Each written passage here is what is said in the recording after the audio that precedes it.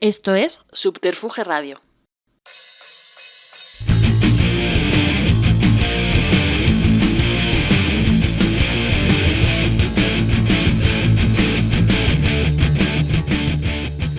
Bienvenidas y bienvenidos a una nueva entrega de Simpatía por la Industria Musical, emitiendo desde el dial de Subterfuge Radio bajo el paraguas de nuestro rincón favorito, el estudio Alfonso Santisteban de la calle Almirante.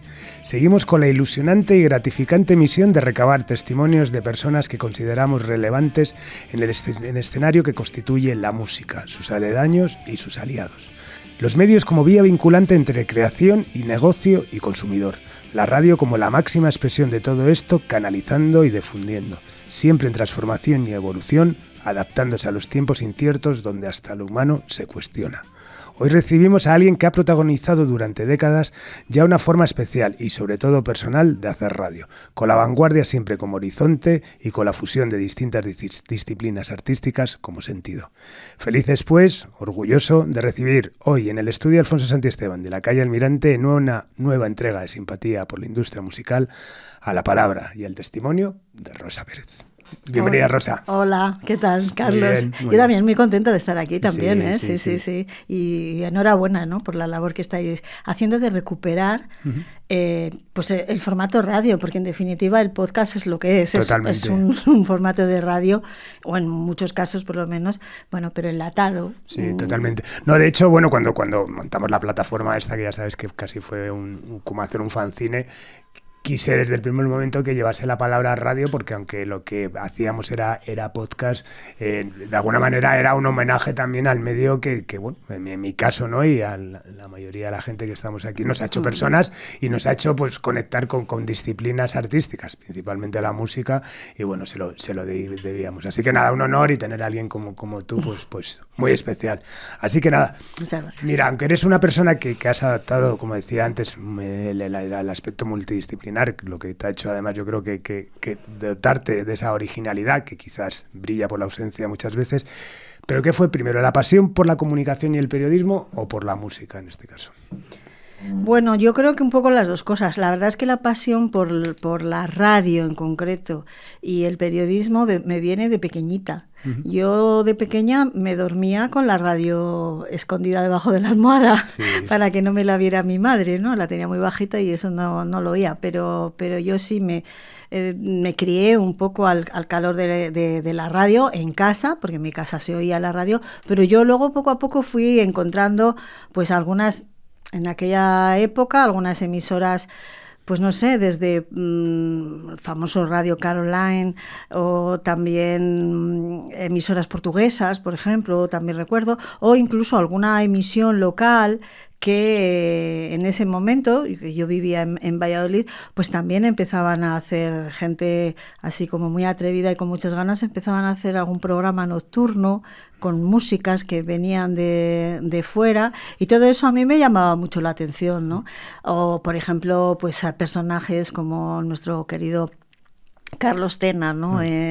O el vuelo de Ángel Álvarez, sí. Pues también fueron programas que yo iba escuchando y que poco a poco supongo que fueron formando todo ese background que uno va cogiendo a lo largo de los años, ¿no? Y luego te vas decantando pues un poco por tu propia vía, ¿no? Y a nivel musical, ¿cuáles son esos primeros recuerdos? ¿Qué recuerdas así desde ese transistor que imagino debajo de la almohada? Pues fíjate, recuerdo que yo descubrí los grupos de estos de neofolk de Inglaterra, como Lindisfarne, Renaissance y toda una serie, por ejemplo, los recuerdo bien, ¿no? En esas emisoras, en la emisora portuguesa, que me fascinaba.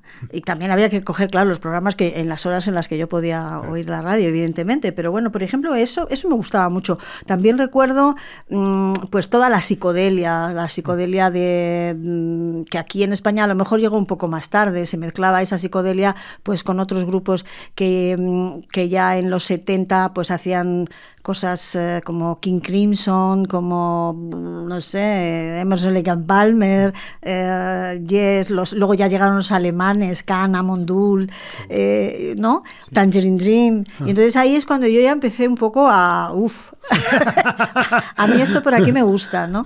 Pero sin olvidarme de lo otro, porque yo creo que la música, al fin y al cabo, lo que te transmite son emociones, ¿no? Sensaciones, recuerdos, ¿no? Muchas canciones también van ligadas a momentos de tu vida. Y bueno, pues yo he escuchado todo tipo de músicas y sigo escuchando todo tipo de músicas, porque además creo que me viene muy bien mentalmente, ¿no? De vez en cuando abandonar los sintetizadores y escuchar a una persona que toca el pandero cuadrado, por ejemplo, ¿no? Pues también. Qué bueno. Bueno, empiezas en la radio en 1982, ¿no? ¿Cómo llegas a ella? ¿Con qué función? Pues mira, yo llego a la radio en el 82, así a modo de prácticas. y la verdad es que, bueno, para mí era maravilloso, o sea, poder entrar en el edificio de la cadena SER en Valladolid, que yo había escuchado algunos de esos programas que te decía, nocturnos y tal, y de repente decir, yo voy a venir aquí a hacer prácticas. Y entonces, bueno, pues empecé un poco pues para hacer de todo, ¿no? Era pues para hacer de todo, incluso 40 principales, pero la verdad es que luego no llegué a hacer, o sea, llegué a hacer 40 principales solo sustituyendo a gente, ¿no? Que en un momento fallaba, porque luego ya rápidamente pues me encauzaron a coordinar la emisión de noche de programas, que había una programación muy extensa entre las 9 o las 10 y la 1, las 2 de la mañana, en la que había programas de jazz, de rockabilly, de punk, o sea, había un poco de todo, ¿no?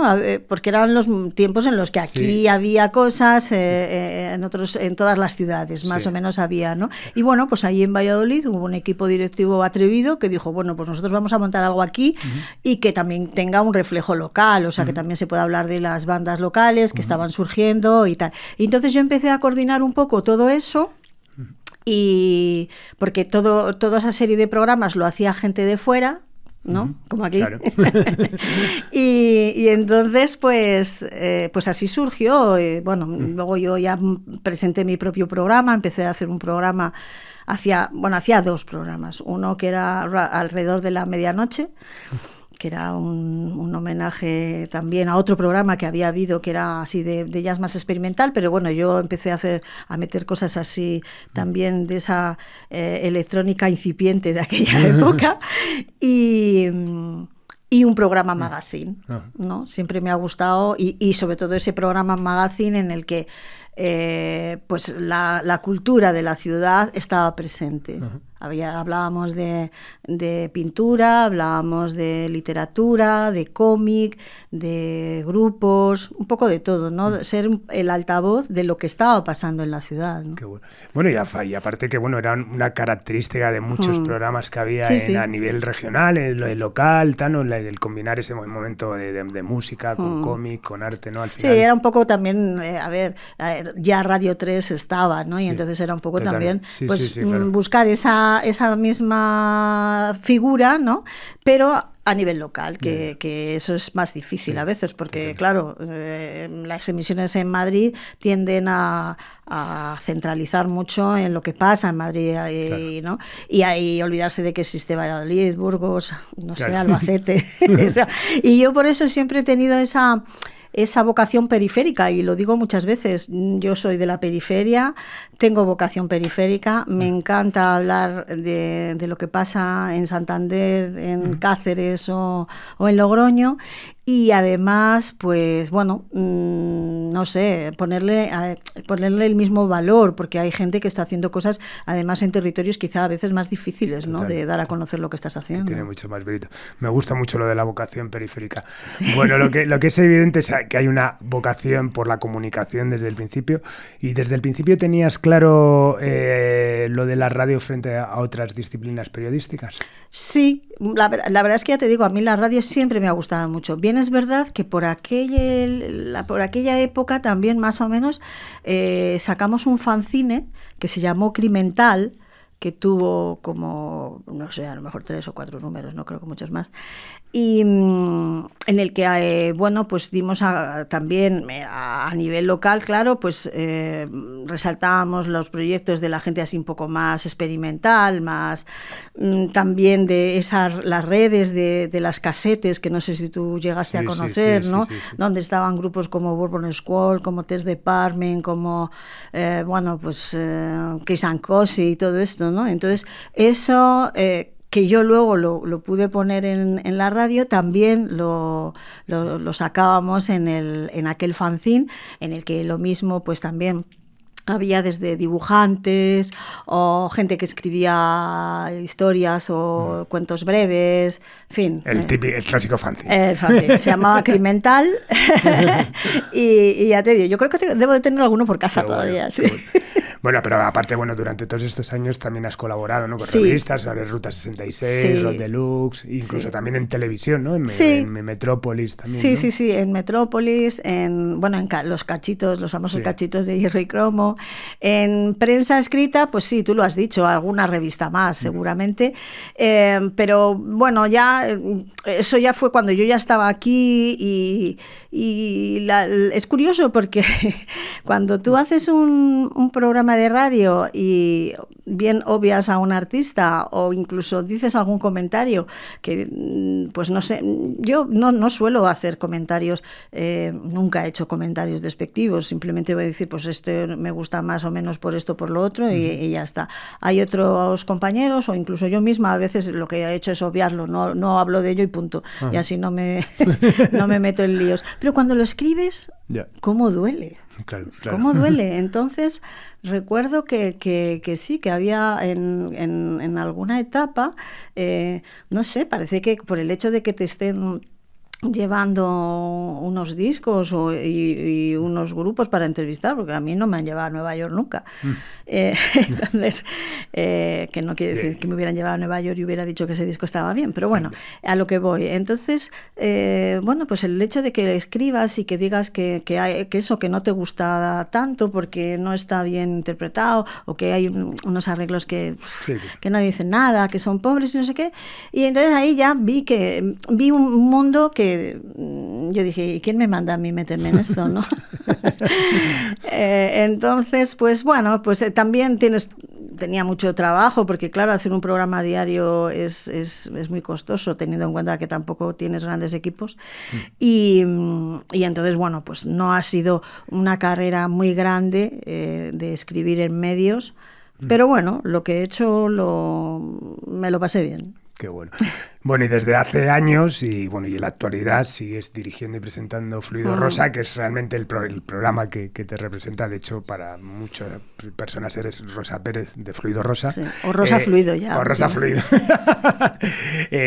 Bueno, en donde se hace eco de las diferentes disciplinas artísticas dentro de la plástica y la creación musical y que sirve como soporte difusor de los jóvenes creadores. Yo que lo escucho y soy además de los originarios, y además he visto que siempre has llevado una línea muy coherente y muy auténtica, sobre todo en un momento donde se hacía hasta especial no escuchar algo así. ¿Cómo decides eso? Quizás esa reacción a yo no quiero ser ese periodista encasillado o pendiente, ¿no?, de las tendencias, tal, eso, decides tú un poco generar ese fluido, ¿no? Bueno, yo no sé si tú recuerdas que yo con Fluido Rosa empecé emitiendo, creo que era a la 1 de la tarde, y era un programa, digamos, más en el mundo del pop, aunque yo siempre intentaba meter otras cosas, ¿no? Sí. Entonces, bueno, pues una cosa tan sencilla como que hay un cambio de dirección, hay un cambio drástico en el horario que tienes y dices, bueno, pues mira, ya que estoy aquí voy a hacer lo que me dé la gana. Y entonces ahí es cuando empiezo a hacer el programa que yo quiero, ¿no? Que no estar sujeta a la presión de las novedades, no estar sujeta a la presión del horario y de las audiencias y esas cosas. Y entonces yo fui dándole forma al formato que más o menos tenemos ahora. Yo empecé así, ya ese era un momento en el que estaba también apareciendo todo el tema de la red, las páginas web y todo esto. Yo creé una página para el programa porque era un poco como volver al fanzine. Para mí siempre ha sido, igual ahora con el tema del blog, para mí siempre ha sido un poco como el fanzine, ¿no? Es esa parte escrita que, bueno, simplemente amplía informaciones. En este caso, además, claro, la red te permite, digamos que ampliar más, porque puedes ir ¿no? pasando de una ventana a otra, etcétera. Y entonces fue un poco así, ¿no? El decir, bueno, pues no tengo presión, voy a hacer lo que quiero.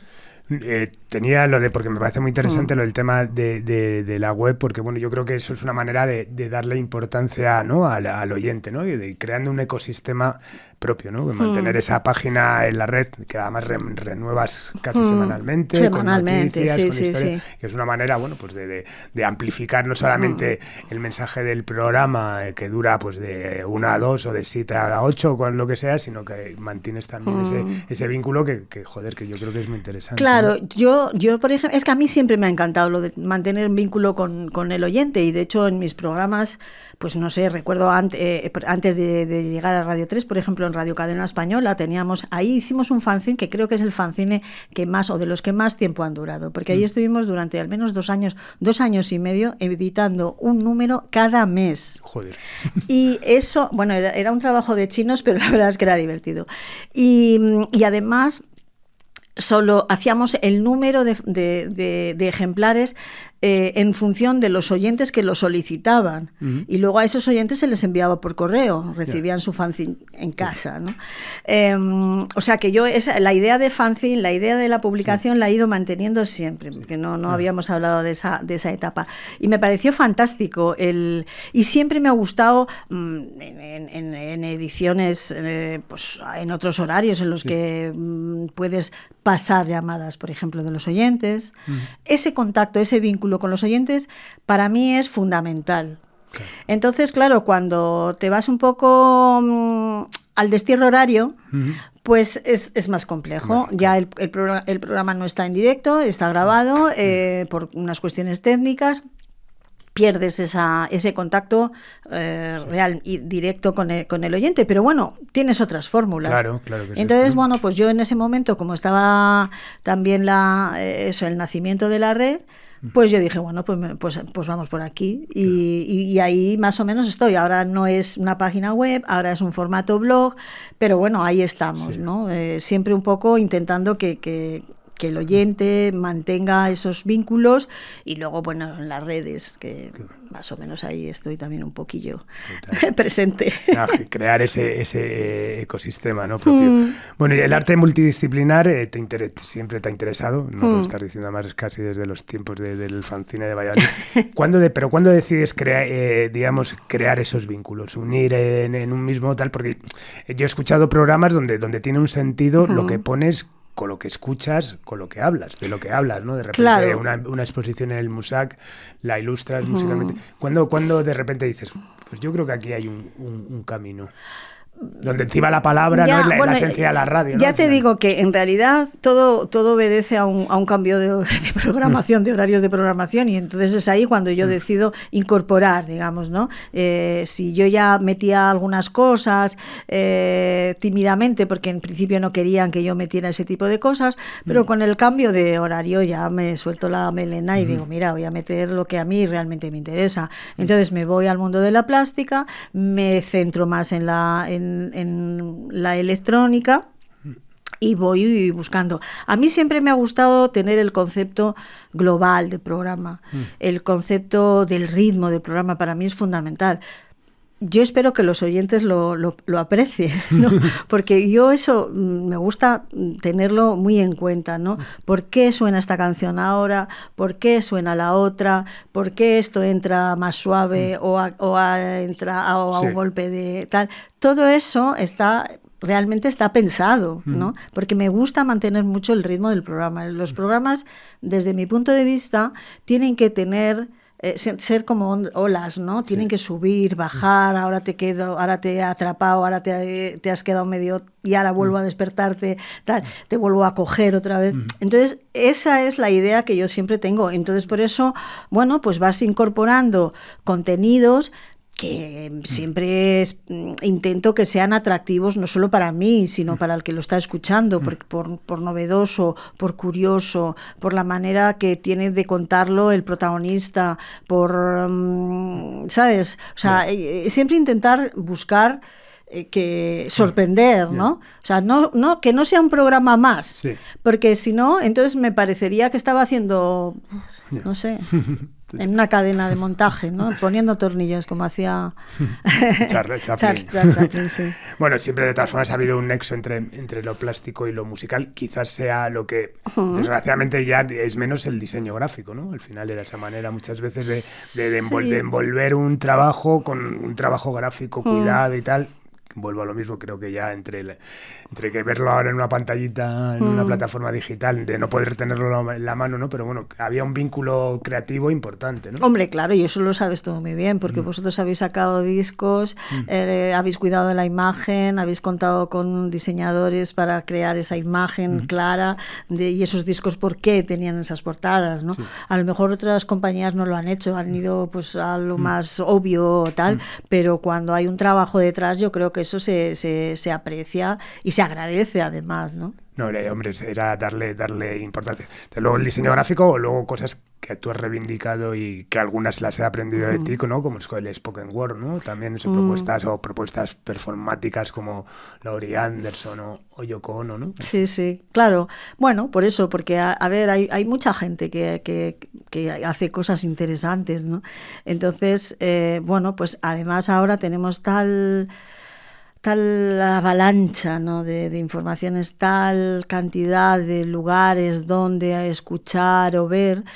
El problema es cómo busco yo, cómo discrimino yo y cómo voy yo a lo que verdaderamente me interesa y no me pierdo en ese marasmo que es la red, ¿no? Entonces yo por eso sigo creyendo en la validez de programas de radio con especializados, ¿no? Porque ese especialista es el que es un poco, hace las veces de prescriptor. Yo no te voy a decir qué es lo que tienes que escuchar para ser ni más ni menos moderno, ni más o menos actual o tal. No, yo te voy a lanzar una serie de cosas que yo creo, con mi historial, con mi background, con todo lo que yo he ido aprendiendo a lo largo de estos años, hago mi selección. Y ahí es donde yo te la lanzo y tú la coges o no. Claro. Porque eres totalmente libre de cogerlo o no. Pero yo ya te he hecho la selección. Claro. Te he hecho la selección de ese artista, te he hecho la selección de esa canción o de ese álbum. No todo un álbum, ¿vale?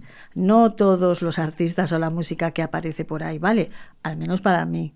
Para otros a lo mejor sí, pero para mí no. Entonces, por eso esa labor de prescripción creo que es la que hay que reivindicar. Totalmente.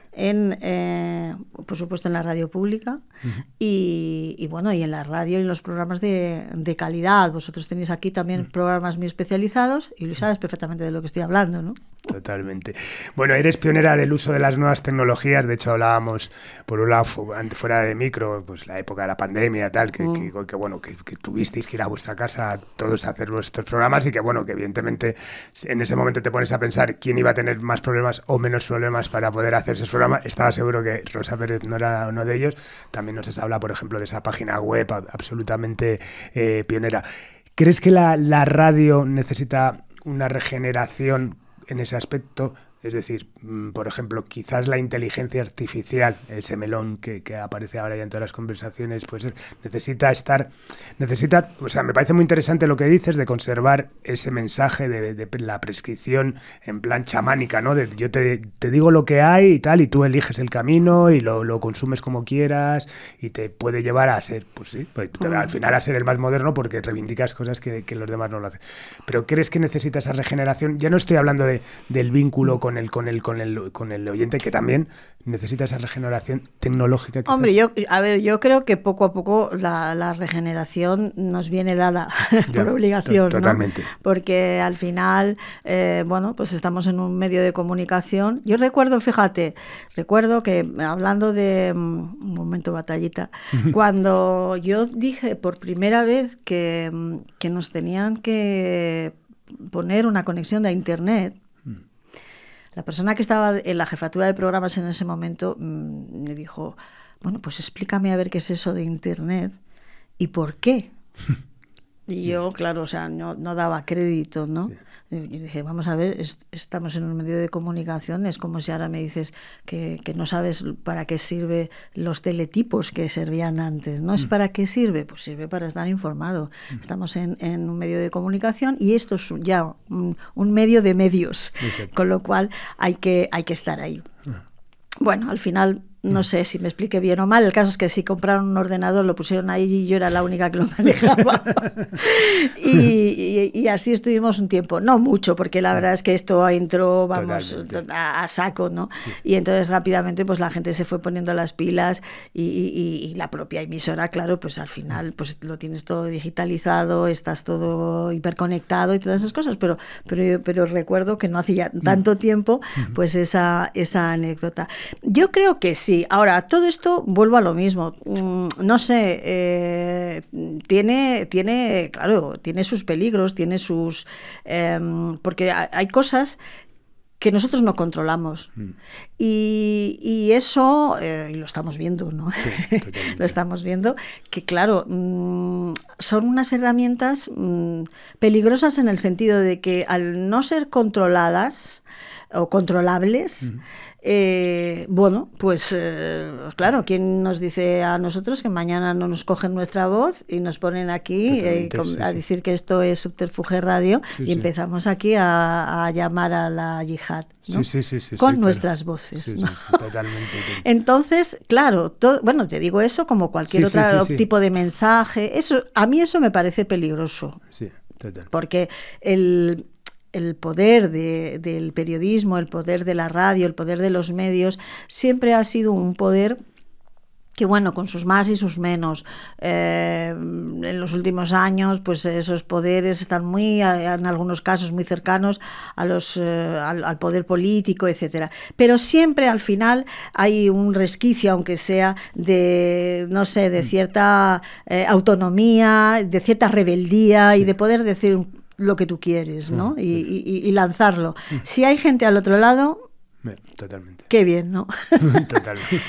Entonces, claro, pues todo esto sí, claro, hay que ponerse al día, por supuesto, son herramientas y al final son herramientas. El problema está en cómo esas herramientas toman autonomía o son controladas pues por los famosos algoritmos y al final pues están modificando nuestra manera de ver o nuestra manera de pensar, ¿no? Y entonces eso no me gusta mucho. No, está claro. Bueno, al final también, evidentemente, yo creo que después de la revolución digital que generó además esta reconversión industrial en todos los planos de todo, del entretenimiento, de la comunicación, bla, bla, bla, bla, yo creo que la inteligencia artificial es ahora mismo la gran revolución, ¿no? Igual ahora lo que comentamos dentro de 15 años se escucha y se ríen o tal, pero yo creo que a mí lo que lo que cuestiono es que me recuerda mucho cuando llegó Internet, ¿no? Que todo el mundo, mira, tú lo viste como un aliado, pero todo el mundo lo vio como algo muy raro, sobre todo, y como algo que podía ser el enemigo, ¿no? Al final la industria no supo posicionarse de ese lado. A lo que voy es, ¿no crees que también que quizás ahora también con la inteligencia artificial está casi recalcándose más lo malo que quizás lo bueno, ¿no? Que también se puede aplicar a tal. Está claro, yo, por ejemplo, me gusta muchísimo el cómic y me ha dolido profundamente que Marvel haya hecho una portada con la inteligencia artificial, pero me parece un crimen, ¿no? Pero bueno, supongo que también tendrá o debería tener sus ventajas, ¿no? No hemos creado un elemento de destrucción masiva que puede llegar a serlo también, por supuesto. Sí, bueno, hombre, está claro que puede llegar a serlo en el sentido de que los dibujantes, los ilustradores y no sé qué, pues desaparecen. Los que hacen los guiones de los cómics y los hace la inteligencia artificial también. Si a la inteligencia artificial le dices que tiene que escribir una novela policíaca en el que hay una protagonista que es una señora rubia de Logroño que le gusta comer cocido los domingos y que no sé qué, te va a escribir una historia en torno a ese personaje. Eso es así, ¿no? Claro, hombre, yo es que creo que los seres humanos y la sensibilidad humana está para algo, ¿no? Sí. Y eso es lo que nos diferencia de otros seres vivos, ¿no? Y eso es lo que no podemos suprimir o sustituir por una máquina, creo. Claro. No lo sé si me equivoco o no. Si me equivoco, pues ¿qué le vamos a hacer, no? Pero, claro, yo hace unos meses vi también una obra de teatro en la que que estaba hecha con inteligencia artificial, en la que, bueno, pues a través de nuestros teléfonos entrábamos en un enlace y empezábamos a contestar una serie de preguntas, ¿no? Entonces, la máquina y la inteligencia artificial, con todas esas respuestas de todos los que estábamos en la sala, empieza a generar su historia, ¿no? Sus preguntas, sus... no sé, incluso echarnos en cara cosas.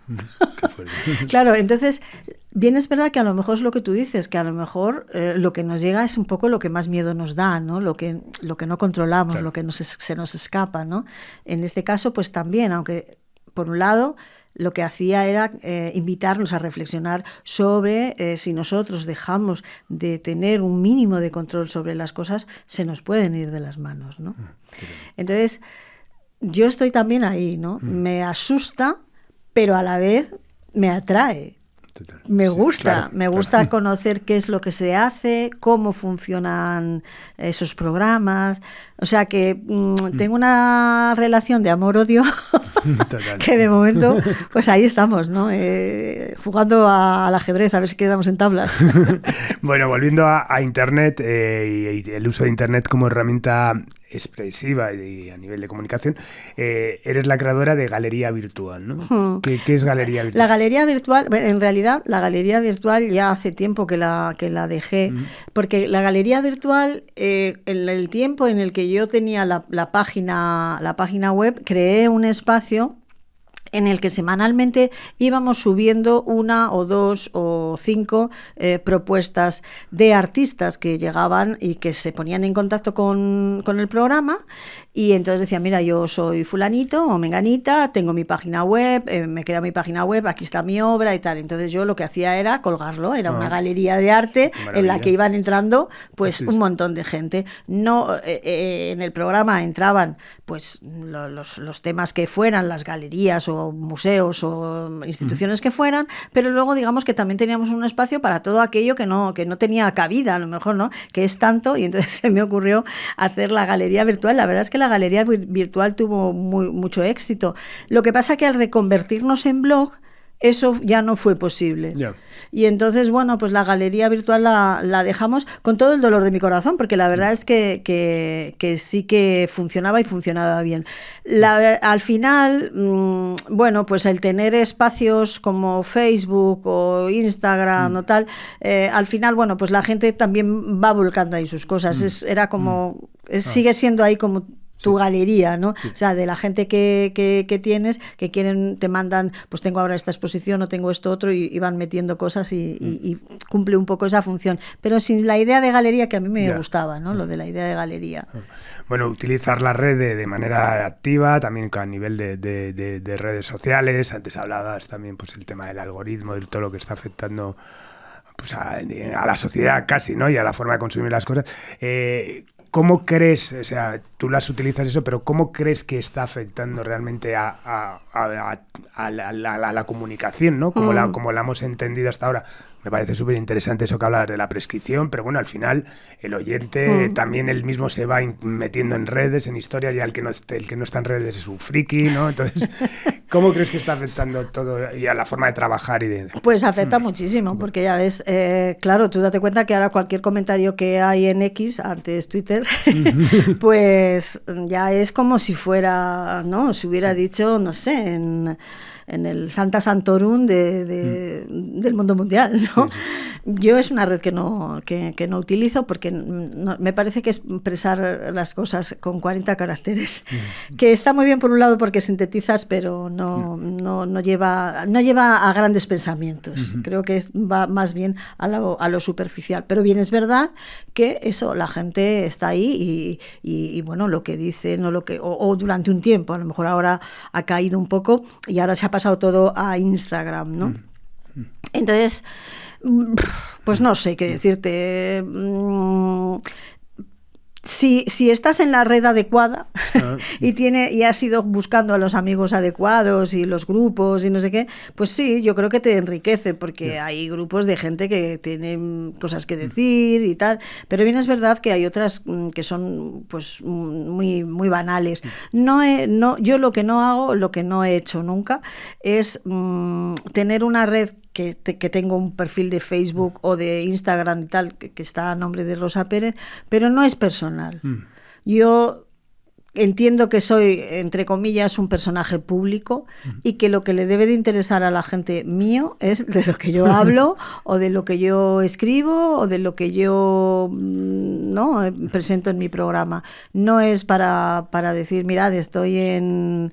Hombre, alguna vez he puesto, pues estoy en la Tate de Londres o estoy en no sé dónde, pero no para decir, me he venido de picnic al campo y no sé, yo ese tipo de cosas no las entiendo. No las entiendo... por supuesto, para ponerlas en público y tener no sé cuántos likes, porque me dan lo mismo lo que los likes o no likes que haya, porque creo que eso no le tiene que interesar a nadie. ¿A quién le puede interesar mi vida? Mi vida es pues como la tuya, como la de los que nos están oyendo. Son vidas normales y corrientes, ¿no? Totalmente. ¿Crees que ese es el mayor desafío al que te has enfrentado como periodista? Es decir, yo que trabajo eso con artistas, que tú lo has conocido, antes el artista llegaba, grababa discos, ensayaba y se iba a dormir o de juerga, estaba 3 años sabático, hasta la hora se levanta, tiene que mantener sus redes sociales, tiene que interrelacionar con otros artistas, tiene que ver cómo está su perfil de Spotify, etcétera. ¿Crees que como periodista también quizás el gran reto ha sido de repente decir, coño, ya no solamente tengo que hacer mi programa, sino que tengo que estar ahí, ¿no? Sí, pero yo, si te digo la verdad, lo he hecho en las redes que estoy. Lo he hecho por puro convencimiento, no por el hecho de lo que te decía, de tener más likes o menos likes o que me siguen o me dejan de seguir, ¿no? No, lo he utilizado porque he visto que era una herramienta más. Cuando en algún caso, por ejemplo, cuando empecé con Twitter, pues bueno, dije, bueno, pues esto parece que tal. Llegó un momento que a mí no me gustaba, yo no me veía ahí. Y por eso lo dejé, ¿no? Entonces, por eso te digo, yo lo veo como herramienta. Entiendo que sí que nos ha modificado, claro que sí, todo el mundo está pendiente de las reacciones, de los retweets, de tal. Pero no sé hasta qué punto, sinceramente, no sé hasta qué punto es real. Sí, pero bueno, o sea, estamos viviendo como en un mundo idealizado. Más que el fin es enterarte de cosas. Yo me entero de muchas cosas vía las redes sociales, que no me enteraría si no tal. Sí, por eso digo que si tú tienes una buena red con los grupos o amigos o gente a la que sigues, que digamos que es de aquellos temas, historias que a ti verdaderamente te gustan y te interesan, claro. Te puede aportar mucho. Te vas a enterar de muchas cosas, pero si no, yo lo que también veo es que mucha gente pues se apunta a cualquier cosa con tal de tener de ganar 5.000 más, porque si yo meto aquí a esta señora que tiene no sé cuántos, estos no sé cuántos van a venir conmigo o pueden venir conmigo. Entonces, esa carrera de ganar seguidores, de ganar likes, de ganar, yo no termino de verla porque creo que es ficticia, es una falacia en realidad, o sea, eso tiene lo mismo o sea, se sustenta en la nada y como tal pues puede dejar de funcionar de la noche a la mañana, ¿no? Entonces, no sé. Sí, eso sí, jamás, el otro día hablaba eso con un amigo jamás habíamos estado tan cerca de la posibilidad de que bajar un interruptor supusiese, por ejemplo, perder este rollo. No, tenemos toda la música en las plataformas ya, pero es que se baja un día y todo eso desaparece, ¿no? Bueno, eso por supuesto, y aparte de que a mí siempre me hizo mucha gracia porque la propia industria lo promovió, bueno, pues sí, porque ahora te compras un disco duro y te puedes meter, no sé qué, o en tal ordenador que tiene más fuerte, los terabytes, el tal ordenador que tiene no sé cuánta memoria y entonces te puedes bajar 300.000 millones de horas de música y dices... No hay vida. Pero sí, claro, o sea, pero realmente lo vas a escuchar. O sea, no vas a escuchar. Al final... no sé, al final te quedas o con poco o con mucho, pero muy superficial. Porque un disco realmente para disfrutar de él no es una escucha ni 2 ni 5. Hay que darle muchas más y tiempo. Sí. Y todo eso es la calidad de la escucha que se pierde. Totalmente. Y es una pena porque a un músico, a un compositor, a un grupo y tal, tienen su tiempo de hacer las canciones, de composición, de creación, de arreglos, de meterle capas, de meter un montón de cosas, y tú llegas y en un momento te le pones en el Spotify y dices, esto ya sí, bueno, sí, sí, vale, clean, le doy al like, qué bien, ni lo he oído. ¿No? No, totalmente. Y eso sí me lo he bajado. No se sabe para qué, pero me lo he bajado. Para acumular. No sé, creo que... Es glotonería, ¿no? Frente a selección, ¿no? Sí, es como una especie de decir, bueno, me doy el atracón, lo tengo todo, pero ¿para qué? Pues, y es una manera también de no sé, de minusvalorar, de denostar el trabajo de la gente que realmente se le ocurra, ¿no? Del trabajo del artista. Totalmente. Y eso no podemos dejar que se siga perdiendo. Totalmente. Volviendo al formato periodístico y a la esencia de este, que sé que además a ti es un formato que te gusta, el de la entrevista, ¿cuáles recuerdas como esas entrevistas o esos encuentros súper especiales en todos estos años? Si tú tuvieses que quedar con 2 o 3 entrevistas, decir, pues mira, me encantó estar con no sé quién. Pues partiendo de que yo no soy nada mitómana, vale. y de otro concepto, y es el concepto de lo efímero de la radio. A mí siempre me ha encantado la radio porque era efímera. Terminabas de decir la frase y ya se había fumado. Entonces eso me parece maravilloso. Cosa que ahora no pasa, claro, porque ahora ya se queda ahí todo grabado, guardado y registrado. Pero a mí sigo reivindicando lo efímero de la radio. Entonces, bueno, pues, por ejemplo, me gustó mucho el trabajo que hice con Laurie Anderson cuando la conocí en el Musac, porque me pareció además una mujer encantadora, sencilla, normal, que amante de lo que hace, de conocer cosas y gentes nuevas. O sea, una persona que aprecia la vida, que disfruta con la vida y con todo lo que se le pone alrededor, ¿no? Ese tipo de gente es la que me parece súper positiva y muy bien, ¿no?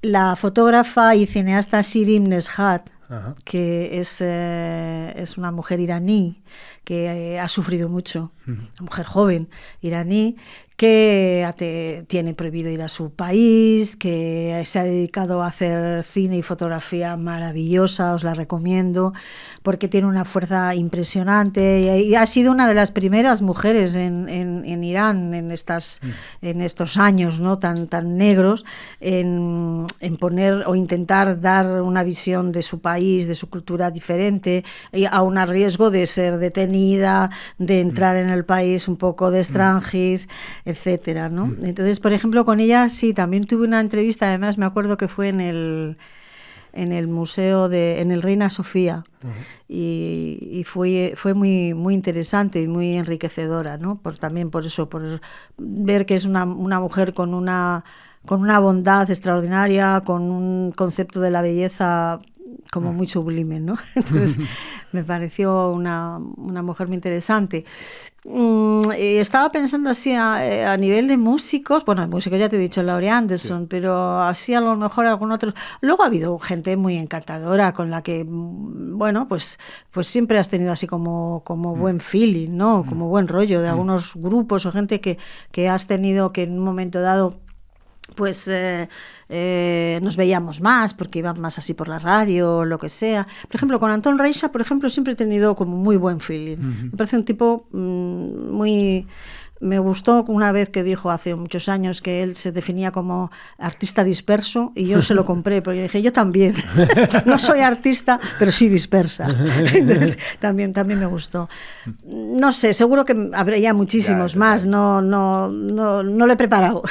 Y al contrario, alguien que sufriste, que dices... Hombre, ha habido algunos a los que evidentemente, y tú lo sabes, porque cuando te dedicas a hacer entrevistas, bueno, intentas que el artista no diga, bueno, pues sí, pues eso. Yo siempre lo decía así, ¿no? Entonces, ha habido algunos de estos que, claro, dices, mira, no puedo, no, lo haces una vez y luego ya dices, mira, no voy a hacer una entrevista porque si no viene dispuesto a hablar mínimamente, yo no voy a filosofar, nunca he hecho unas entrevistas siempre de lo más llanas, a mí me gusta pues hacerlo tipo diálogo, ¿no? En plan mesa café, ¿no? Como estamos ahora.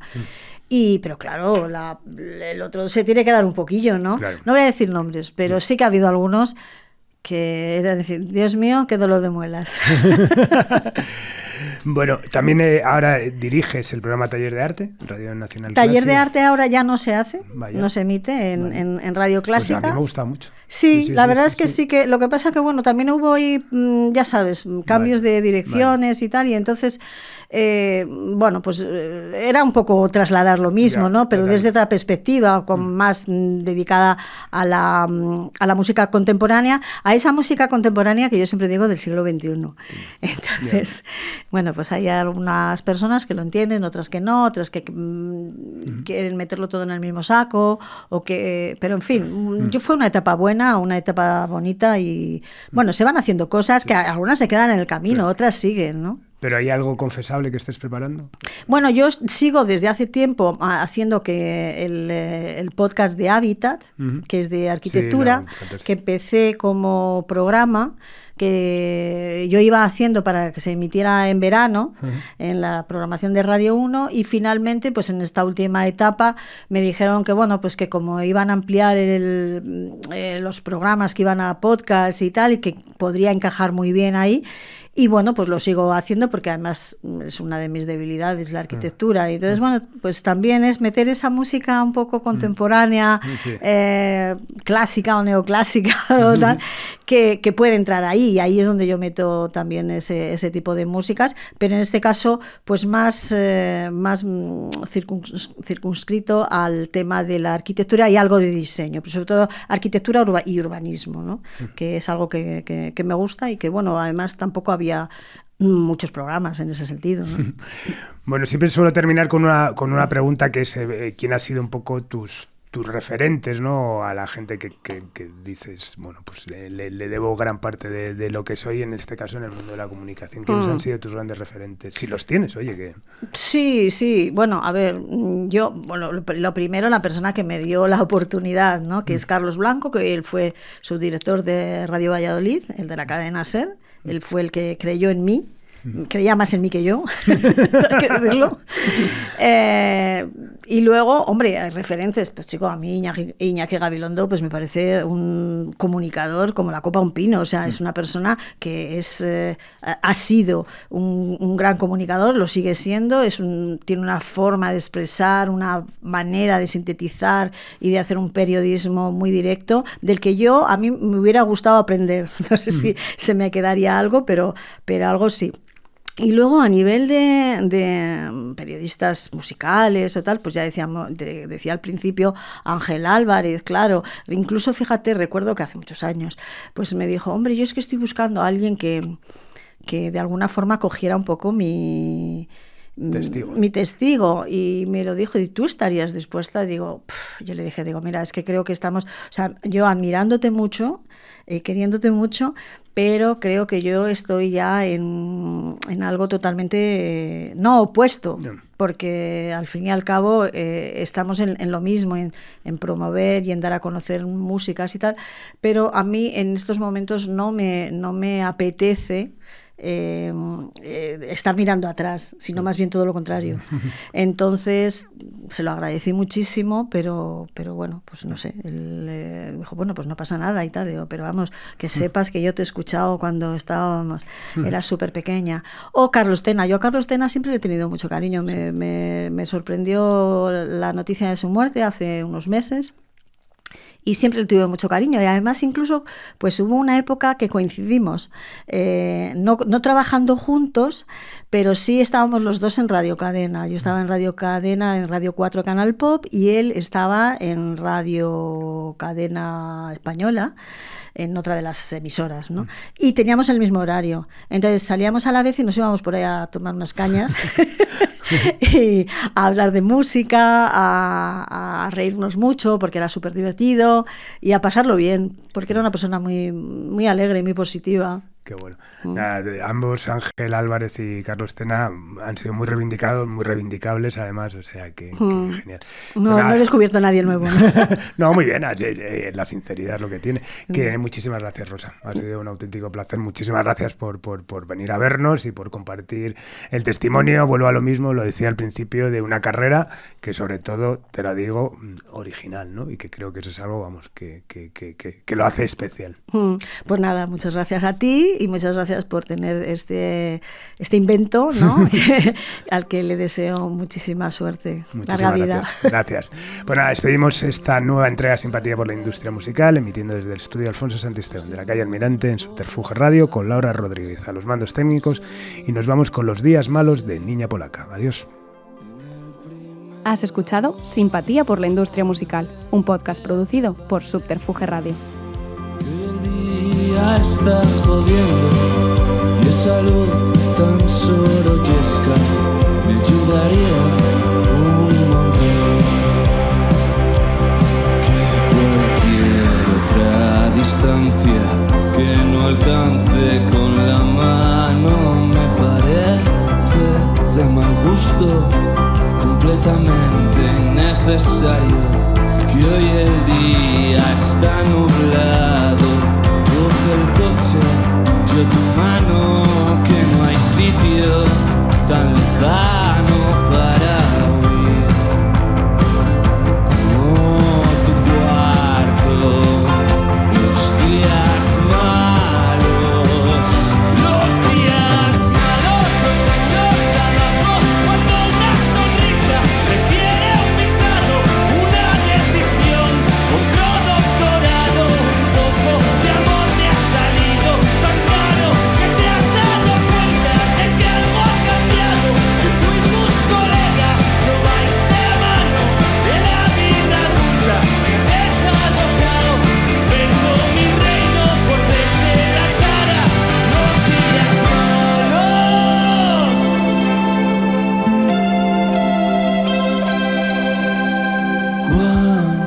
Cuánto amor desperdiciado que has cogido y no has honrado, has dejado que se muera cada planta del balcón.